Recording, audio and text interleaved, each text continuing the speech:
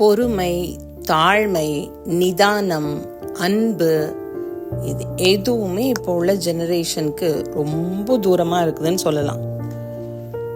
அவங்க எல்லா விஷயத்தை குறிச்சும் வீம்பு பாராட்டுறது, அவங்க நினைச்சதை சாதிக்கணும்னு நினைக்கிறது, கிடைக்கணும்னு நினைக்கிறத உடனே வாங்குறது, இப்படிப்பட்ட விஷயங்களை நம்மளால பார்க்க முடிகிறது.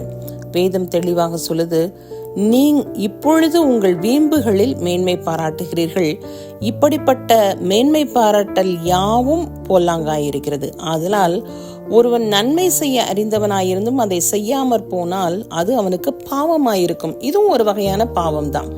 நம்ம நினைக்கிறோம் பொய் சொல்றது, திருடுறது, மற்றவர்களுக்கு உள்ளதை எடுக்கிறது, இதுதான் பாவம்னு இல்லை. வேதம் தெளிவாக யாக்கோபு 4 அதிகாரம் 16-17 வசனங்கள்ல சொல்லுது, இதுவும் ஒரு பாவம் தான். எது?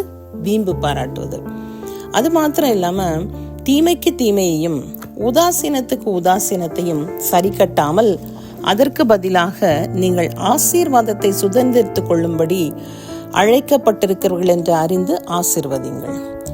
ஜீவனை விரும்பி நல்ல நாட்களை காண வேண்டும் என்றிருக்கிறவர்கள் பொல்லாப்புக்கு தன் நாவையும் கபடத்துக்கு தன் உதடுகளையும் விலக்கி காத்து பொல்லாப்பை விட்டு நீங்கி நன்மை செய்து சமாதானத்தை தேடி அதை பின்தொடர கடவன். நம்மளால இயன்ற வரை மற்றவர்களோடு கூட எவ்வளோ சமாதானமா போக முடியும், எவ்வளோ அன்பா மற்றவர்களை நம்ம டீல் பண்ண முடியும், அதை யோசித்து செய்வது நமக்கும் மற்றவங்களுக்கும் நல்லது.